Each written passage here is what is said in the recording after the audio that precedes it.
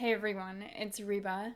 Welcome back to my channel. Happy October, happy spooky season. It's been a bit since I've been in front of the camera. I had a really busy summer. As you know, I moved earlier, which is just a whole thing in itself, and then I had a wedding to plan.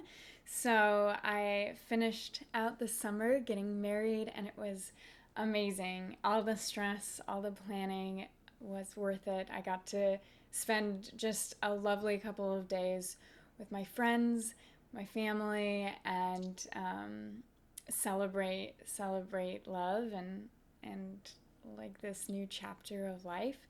So yeah, I'm married now. If you couldn't tell, if I might have a different aura about me, but Jaden is still sticking around a month in. So that is very exciting and very good. Now we're in fall and I am absolutely loving it. It is very magical here in New York. I've been very excited, not only for cooler weather, but just to see the season change into fall. Trying to soak up all of the fall, all the autumnal activities and experiences here in New York. My parents came and visited this past week, and you'll have seen some footage of what we did with them. We took them upstate. They've both been in the city before, and so we all wanted to do some exploring outside and do some more natural exposure, I guess, this autumn. So we went upstate. We stayed in Hudson, which is a little town on the Hudson River. We stayed in a cute little Airbnb that was just filled with books, like bookshelves everywhere, cookbooks, everything. It was really cute. And then we did the Olana State Historic Site. We went and did a tour there, which was just stunning. It's just a home that's now open for public tours, but the home of Frederick Church. He's like an artist in the Hudson River School. And then after that tour, the next day we were up there, we did apple picking and spent this whole day at this cute family farm. But it was awesome. It was really cool. My parents had a great time. It was just lovely. A wonderful way to spend a fall week up here. But let's move on to what books I picked up at the library. This will be my October TBR, might bleed into November, seeing just depending on how long it takes me to read. But I have some really fun books, I think, picked out, and I'm already digging in. But as you saw, I went to the Jefferson Market Library, and it was so cool. I picked it out because I had seen on like TikTok or something, someone took a video of the interior, and I thought it looks like a haunted castle in a way. A great setting for a spooky season library vlog. So this kicks off my library vlogs in New York, and it was just really an awesome one to start with. I put some books on hold that I went there to pick up, and then of course I browsed the shelves while I was there, and there was a couple others that caught my eye, so I'll go through those as well. Currently I am reading not a library book, but I am reading The Secret History by Donna Tartt.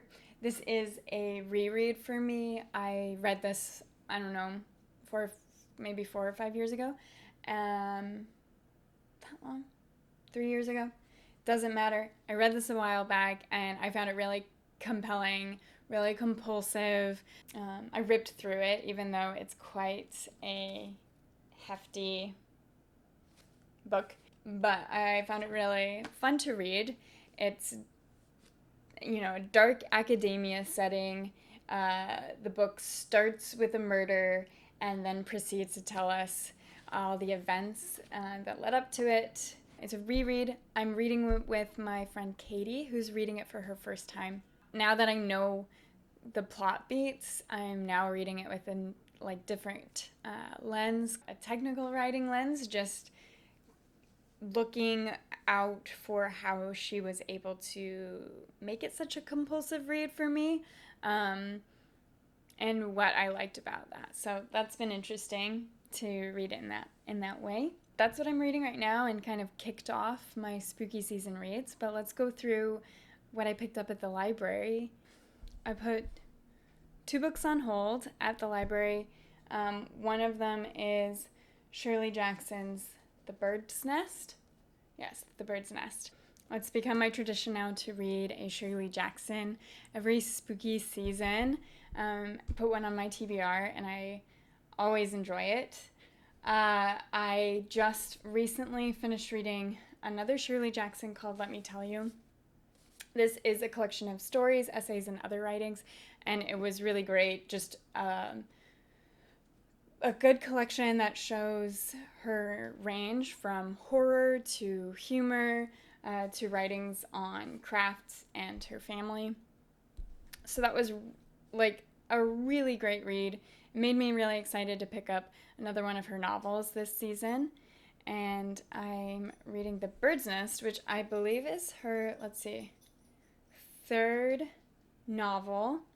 And it's about a woman with multiple personalities. The back reads, Elizabeth Richmond is a demure 23-year-old whiling her life away at a dull museum job, living with her neurotic aunt and subsisting off her dead mother's inheritance. When Elizabeth begins to suffer terrible migraines and backaches, Aunt Morgan takes her to see Dr. Wright, a psychologist with some unusual techniques. Slowly, and with Shirley Jackson's characteristic chill, we learn that Elizabeth is not just one girl, but 4 separate and competing self-destructive personalities. A tormented heroine, a riveting familial mystery, and a disquieting view inside the human mind. This sounds fantastic and perfectly Shirley Jackson, so I'm excited for this one. The second book I picked up from the library is Strega by Johanne Lykke Holm. It's translated by Saskia Vogel, and it sounds incredible. I think I first heard of it from Katie James. I think she's the one that spoke about it and put it on my radar. But again, it has the elements that I'm usually looking for around this time of year. I'll read just a quick premise from the inside flap. Powerfully inventive and atmospheric, a modern Gothic story of 9 young women sent to work at a remote alpine hotel and what happens when one of them goes missing. So this premise sounds wonderful.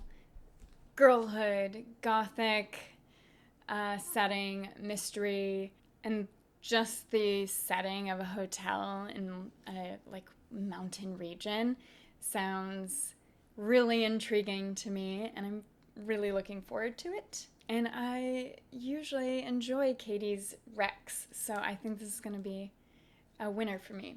Those were the 2 that I selected ahead of time, and then while I was there sorting through the shelves, a couple of books jumped out at me, one of them being 7 Empty Houses by Samantha Schweblin. I should note the translation.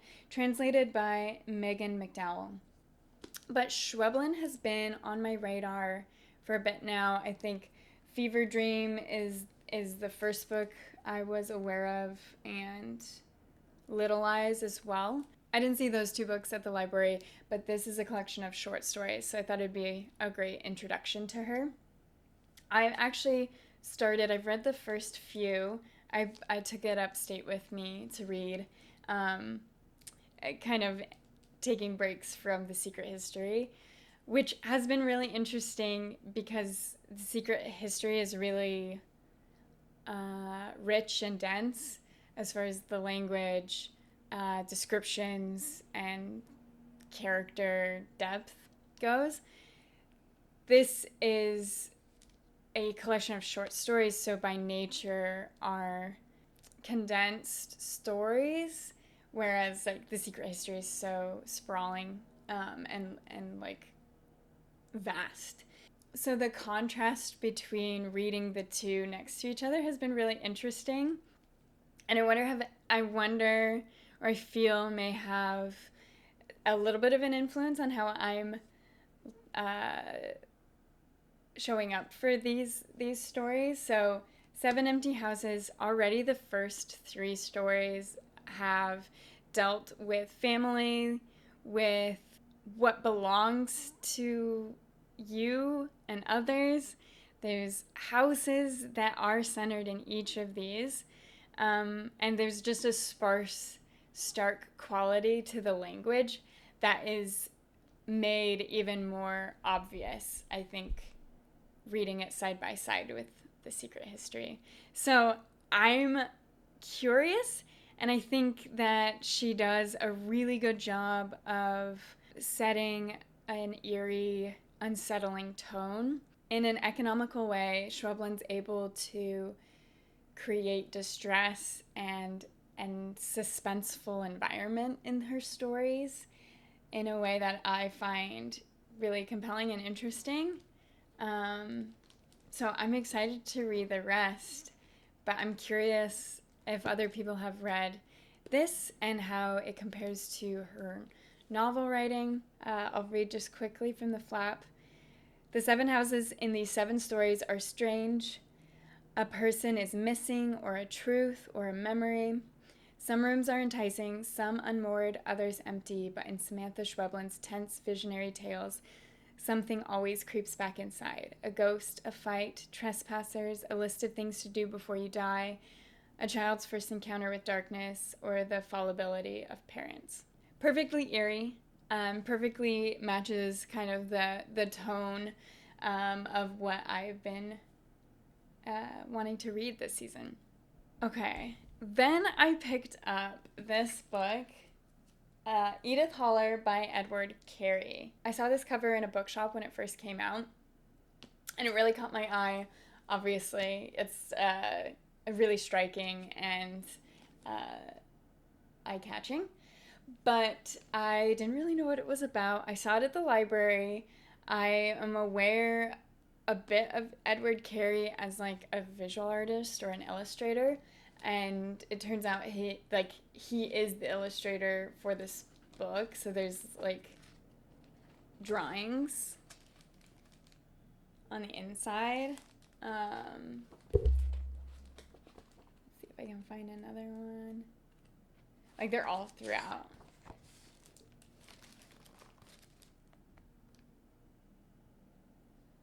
Which is super cool. But I didn't know much about it, but it having read now the premise, I found it very intriguing. It's the strange and entrancing story of a young woman trapped in a ramshackle English playhouse and the mysterious figure who threatens its very survival. So it's set in 1901, and then let's see, in the city of Norwich, bright and inquisitive young Edith Holler spends her days amid the boisterous denizens of the Holler Theater, warned by her protective but unreliable father that the playhouse will literally tumble down if she should ever venture beyond its walls. What Edith knows of the world comes mostly from historic sources, ghosts and ancient kings brought to life on the stage, impossible landscapes captured on canvas backdrops, and stories of Norwich culled from old logbooks and newspapers. As she studies the history of her hometown, she slowly divines that the city harbors a terrible secret. Generations of its children have died or disappeared without explanation. Inspired by her favorite card theater pastime and drawing on her own vivid imagination, Edith decides to reveal her discovery the only way she can, by writing a play of her own. So I found that premise very interesting. One, a girl, that kind of fairy tale-esque of she's like secluded and almost captured in this old theater. She can't leave. That isolated girl always is a interesting thematic element. So the theater as cage, the theater as a gothic element, I find interesting.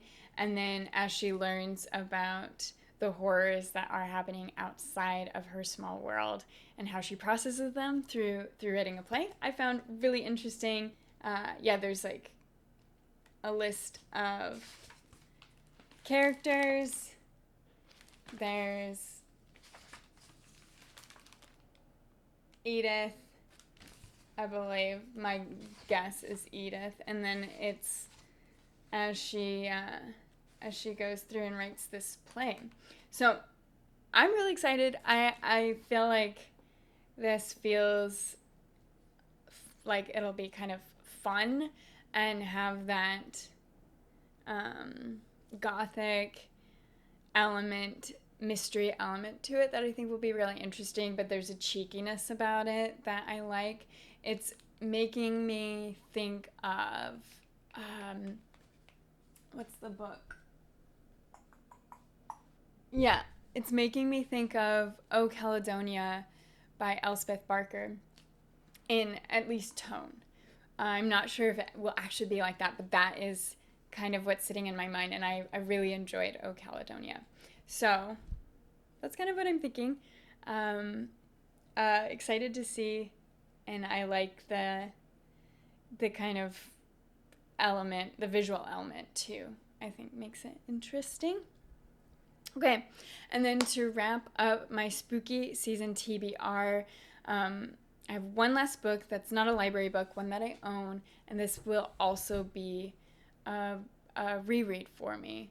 That book is Beloved by Toni Morrison. This book I've read before, and it was my very first Toni Morrison, and it just was like changed everything, I guess. Everything I had read up to this point, this was like such a shift. It was so impressive to me because I felt like I'd never read anything like it, and I thought it was amazing. That being said, I've been wanting to reread it. It felt like a good reread for this time of year because of the haunting and the darkness in the past of this family. There was such a unsettling mood in the book that I think will be really interesting to read for a spooky season read, and also I just have been wanting to return to this one. I highly recommend reading this. If you don't know what it's about, I'll read the back to you, but you should know this book by now. Or know Toni Morrison by now at this point. She's like a must in the literary canon. Staring unflinchingly into the abyss of slavery, this spellbinding novel transforms history into a story as powerful as Exodus and as intimate as a lullaby. Setha, its protagonist, was born a slave and escaped to Ohio, but 18 years later she is still not free.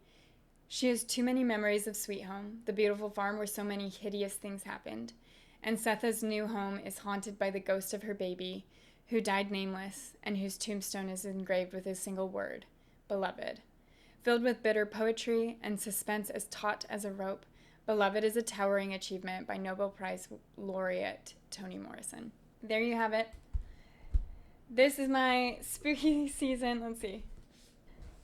I get so excited for this season. Oh, that I get so many books. This season is like the only season where I really do a TBR. Like I really, really stick to it. I hope you enjoyed hearing about my TBR. Let me know what you guys are reading, and chime in about any of the books that I just spoke about. I want to hear your thoughts. And yeah. Oh, and just let me know what I should do in New York this fall, and in the winter. I don't know. I'm a sponge. I'm absorbing all of the things New York related. That's it for today. I'll see you in my next video. Bye.